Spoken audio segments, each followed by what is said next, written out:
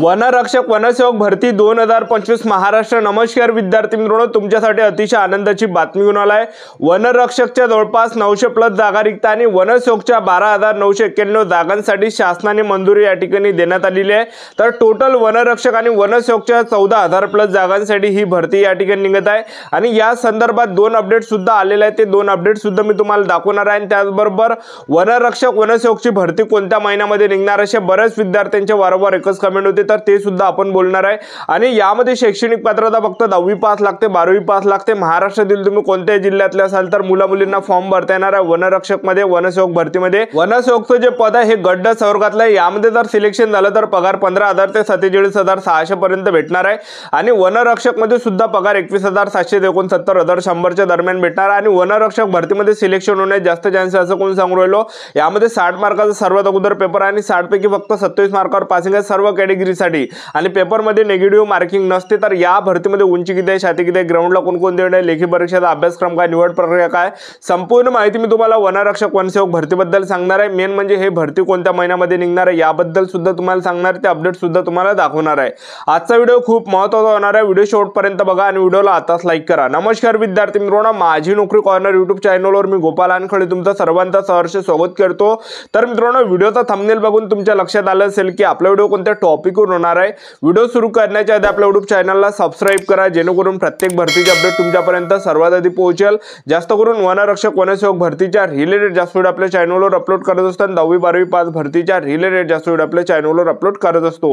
Video सुरू करण्याच्या अगोदर सर्वांना एक रिक्वेस्ट आहे, तुम्ही आपला व्हिडिओ कोणत्या जिल्ह्यातून पाहून राहिले हे नक्की कमेंट बॉक्समध्ये सांगा, जेणेकरून मला सुद्धा अंदाज लागणार आहे की आपला व्हिडिओ कोणकोणत्या जिल्ह्यापर्यंत पोहोचून राहील। तर पहा, वनसेवकचं जे पद आहे हे 99 या निर्माण या ठिकाणी करण्यात आलं आणि पहिल्यांदा जे हे वनसेवकची भरती निघत आहे। तर वनसेवक मध्ये ज्या जागा असणार आहे 12,991 जागा असणार आहे आणि गट संवर्गातलं हे पद आहे। तर यामध्ये जे वयोमर्यादा असणार आहे 18 ते 38 वर्षापर्यंत यामध्ये वयोमर्यादा असणार आहे, कारण की गट संवर्गामध्ये वयोमर्यादा जास्त असते। आणि वनसेवक पदामध्ये शैक्षणिक पात्रता जर पाहिलं तर यामध्ये फक्त 10वी पास पाहिजे आणि 12वी पास पाहिजे। तुमचं जर ग्रॅज्युएशन झालं असेल, उच्च शिक्षित विद्यार्थी या वनसेवक पदामध्ये फॉर्म भरू शकणार नाही, एक लक्षात ठेवा, ठीक आहे। तर एवढी यामध्ये अट आणि सिलेक्शन झालं तर पगार सुद्धा 15,000 ते 47,600 पर्यंत आपल्या यामध्ये भेटणार आहे। आणि वनसेवक मध्ये पेपर असणार आहे की नसणार आहे, तर मी तुम्हाला आता सांगू देतो वनसेवक मध्ये पेपर असणार आहे, कारण की ही जी भरती सरळ सेवेने घेतली जाणार आहे। तर ज्यामध्ये सामान्य ज्ञान झालं, त्याचबरोबर बुद्धिमत्ता चाचणी, इंग्रजी ग्रामर, मराठी सिलेबस या ठिकाणी असू शकते वनसेवक मध्ये। आणि गट संवर्गातलं पद आहे, जास्त चान्सेस आहे सिलेक्शन होण्याचे, कारण की भरपूर मुलांना वनसेवक पदामध्ये फॉर्म भरता येणार नाही, कारण की यामध्ये अट अशी ठेवण्यात आली की फक्त 10वी 12वी पास, त्याच्यावर तर काही शिक्षण यामध्ये लागणार नाही, एक लक्षात ठेवा, हे काही अट त्यामध्ये ठेवण्यात आलेले आहे। आणि वनसेवक मध्ये हे जी भरती हे सरकारीच असणार आहे आणि भरपूर विद्यार्थ्यांचे कमेंट असेल जर वर्दी आहे का, तर वर्दी यामध्ये असणार आहे, एक लक्षात ठेवा, खाकी वर्दी यामध्ये असणार आहे। तर गट संवर्गातलं पद आहे, उंची सुद्धा यामध्ये कमी लागणार आहे, एक लक्षात ठेवा, ठीक आहे। तर आता वनरक्षक वनसेवक संदर्भात जे विद्यार्थी मित्रांनो अपडेट आलाय ते अपडेट मी तुम्हाला दाखवून देतो, तुम्ही स्क्रीनवर या ठिकाणी बघू शकता। तर पहा, 2005 च्या माहितीच्या अधिकारानुसार त्या ठिकाणी प्रश्न विचारला होता एका व्यक्तीने की वनरक्षक मध्ये टोटल किती जागा यामध्ये रिक्त आहे या संदर्भात माहिती द्या। तर त्यांचा जो रिप्लाय आला होता तुम्ही बघू शकता या ठिकाणी, प्रधान मुख्य वन संरक्षण वन बल प्रमुख महाराष्ट्र राज्यांचे कार्यालय। तर यामध्ये त्यांचा जो रिप्लाय या ठिकाणी आला, तर जिल्ह्यावाईज यामध्ये जे जागा यामध्ये रिक्त आहे वनरक्षकच्या, तर चंद्रपूर जिल्ह्यामध्ये ज्या टोटल जागा रिक्त आहे 43 जागा रिक्त आहे। त्यानंतरचं गडचिरोली वनरुत्तर मध्ये टोटल 104 जागा रिक्त आहे। नागपूर वनरुत्तर मध्ये 96 जागा रिक्त आहे। अमरावती वनरुत्तर मध्ये 221 जागा रिक्त आहे। यवतमाळ मध्ये 67 जागा रिक्त आहे। प्रमू वंश मध्ये 1 जागा रिक्त आहे। पुणे मध्ये 5 जागा रिक्त आहे। धुळे मध्ये 219 जागा रिक्त आहे। नाशिक मध्ये 33 जागा रिक्त आहे। छत्रपती संभाजी महाराज नगर मध्ये 130 जागा रिक्त आहे। ठाणे मध्ये 130 जागा रिक्त आहे। कोल्हापूर मध्ये 39 जागा रिक्त आहे। तर टोटल 966 जागा जे वनरक्षकचे या ठिकाणी खाली आहे, एक लक्षात ठेवा, ठीक आहे। आणि त्याचबरोबर तुम्ही स्क्रीनवर या ठिकाणी बघू शकता, तर येणाऱ्या दिवसामध्ये जे विद्यार्थी मित्रांनो 75,000 जागांसाठी मेगा भरती निघून राहिली आणि ते जवळपास सप्टेंबर महिन्यापर्यंत तुम्हाला पाहायला भेटणार आहे। आणि त्यामध्ये जे विद्यार्थी मित्रांनो पोलीस भरती झालं, त्याचबरोबर वनरक्षकची सुद्धा भरती त्यामध्ये निघणार आहे, एक लक्षात ठेवा।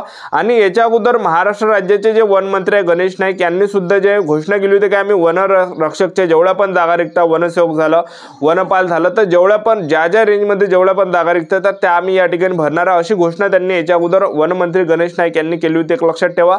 तर येणाऱ्या दिवसामध्ये काय की स्थानिक स्वराज्य संस्थेच्या निवडणूक आहे, जसं महानगरपालिका झालं, जिल्हा परिषद झालं, पंचायत समिती झालं, तर भरती निघण्याच्या निवडणुकीच्या अगोदर जे भरपूर असे जाहिराती आपल्याला या ठिकाणी पाहायला भेटतील। भेटते एक लक्षात ठेवा।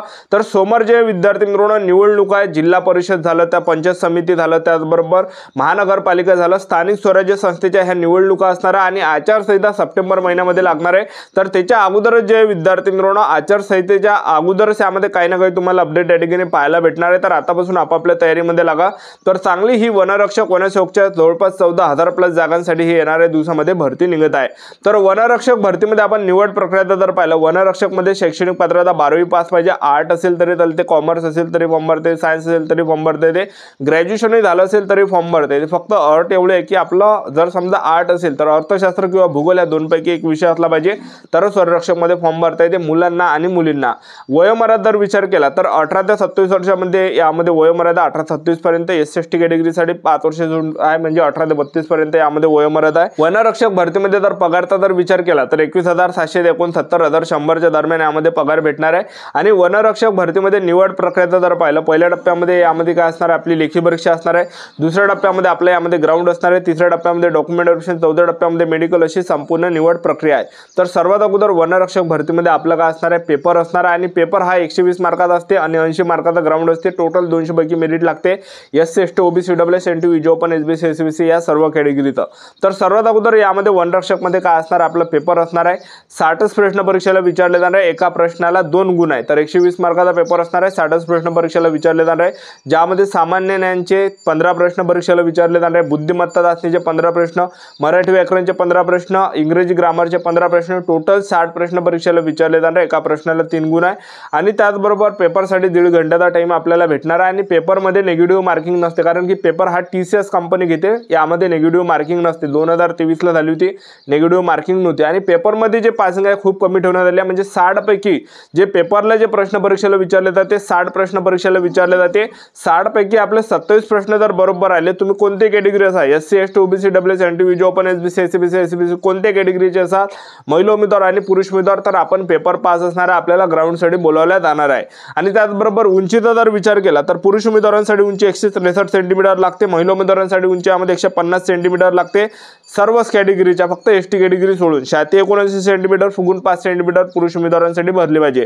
त्याचबरोबर ST कॅटेगरीचे जर तुम्ही असाल तर पुरुष उमेदवारांसाठी उंची 152.5 सेंटीमीटर लागते, महिला उमेदवार ST कॅटेगरीचे असाल तर 145 सेंटीमीटर उंची लागते, छाती 79 सेंटीमीटर, फुगून 5 सेंटीमीटर आपली भरली पाहिजे। त्यानंतर हे झाल्यानंतर आपल्या यामध्ये ग्राउंड असणार आहे, पुरुष उमेदवारांसाठी 5 किलोमीटर रनिंग आहे, तुम्ही 17 मिनिटांमध्ये मारले तर 80 मार्क भेटणार आहे पैकीच्या पैकी। जसजसा टाइम आपला वाढणार आहे तसतसे कमी मार्क्स आपल्याला भेटणार आहे।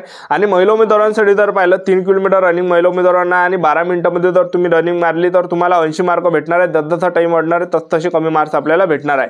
आणि हे झाल्यानंतर आणखीन टेस्ट आहे, पुरुष उमेदवारांना 25 किलोमीटर पैदल चालू लागते 4 घंट्यामध्ये, महिला उमेदवारांना 16 किलोमीटर पैदल चालू लागते 4 घंट्यामध्ये। अशी प्रोसेस आहे, येणाऱ्या दिवसामध्ये हे भरती निघत आहे। चॅनल सबस्क्राइब करून ठेवा, व्हिडिओ अपडेट देत राहणार। आजच्यासाठी थांबतो, व्हिडिओ नेक्स्ट व्हिडिओमध्ये। जय हिंद जय भारत।